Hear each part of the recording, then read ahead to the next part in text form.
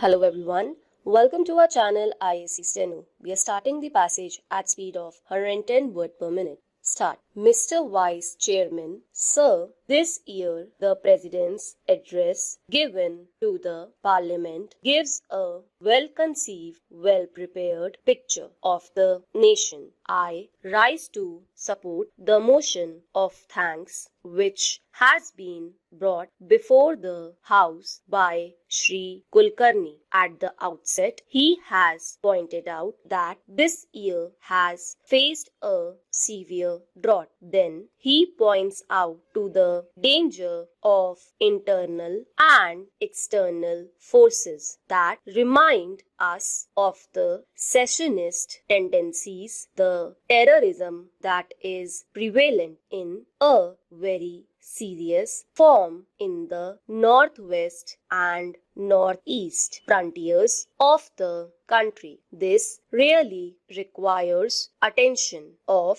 not only the government but of all the people of all the political parties existing in different parts of the country. In his speech, he has tried to remind us of the promises made in our Constitution. It is our sacred duty to see that those promises are fulfilled. He has said that ideals of secularism and socialism are enshrined in our Constitution. These values have to be upheld, and above all, integration of the nation is also to be upheld. Sir, it is time that we did not discuss matters out of emotion. When we speak emotionally, we forget these high goals. We forget reality and rationalism. Sometimes it is necessary to see that healthy criticism is there. It is required in a democracy to rectify mistakes of a government. It is a welcome feature, but when we speak emotionally, we forget these fundamental facts and obviously we commit mistakes. Here, we should remember that we are speaking in the highest supreme body of the nation, where the future of the nation is to be built. When we are discussing all these things in this house about the goals of the nation, about the development of the national life, the whole world is watching us. So this factor has always to be kept in mind. Now coming to the second point about the external dangers, we know of the terrorists in the border states. Sometimes they are assisted by certain outside powers who are not happy with our development. Sometimes they are provided with the latest weaponry with ulterior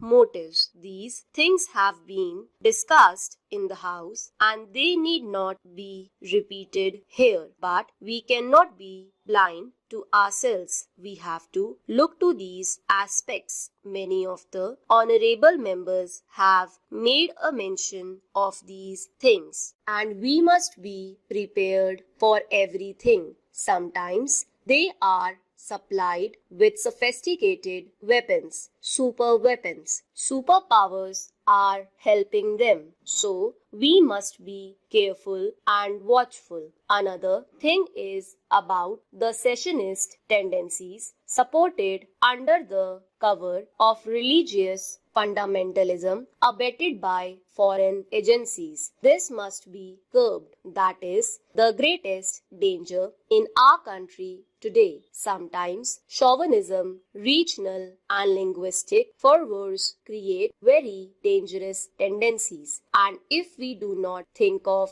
these things, these may come out as hydra-headed creatures in future and create many a splitting situation in the national picture for which we will be blamed in future. whoever is in power. It is the responsibility of all citizens, all political parties to look into these factors, which have been rightly pointed out in the President's address. This year, we have passed through the greatest drought of the century because India had achieved something in the Green Revolution. We could come out of it. Out of 35 climatic zones, 23 zones suffered from scanty rainfall and drought, and some parts of the country faced floods also. There was loss of crops and damage to crops. Production was much less because we had a buffer stock of 23 million tons, which was sound planning, and the Green Revolution had achieved something. The country could face this difficult situation. At the same time, many honorable members have brought out in this house that the Kisans are unhappy. They are vibrating with new ideas, new expressions of rising expectations. What are their problems? Anybody who goes to the villages comes to know that the balance of trade or the balance of economic situation is not in their favor. The prices are rising and they are not getting justice. That is their feeling. Still worse is the plight of small and marginal farmers. The government is spending a lot on subsidies for food sufficiency by way of subsidized fertilizers and other things, but their share is much less. The dry land farmer and the small and marginal farmer have to do distress sales because in our country there is no proper marketing organization to help them. Unfortunately, we had thought that the cooperatives would develop, but they have not developed, and the marketing agencies have not developed. So they are the worst sufferers in this situation of rising prices. The other sectors enjoy a favorable position. They can command the economy. The farmers are very much discontented, for which we have to take proper precautions. That is what I want to submit through this honorable house to the government. Stop.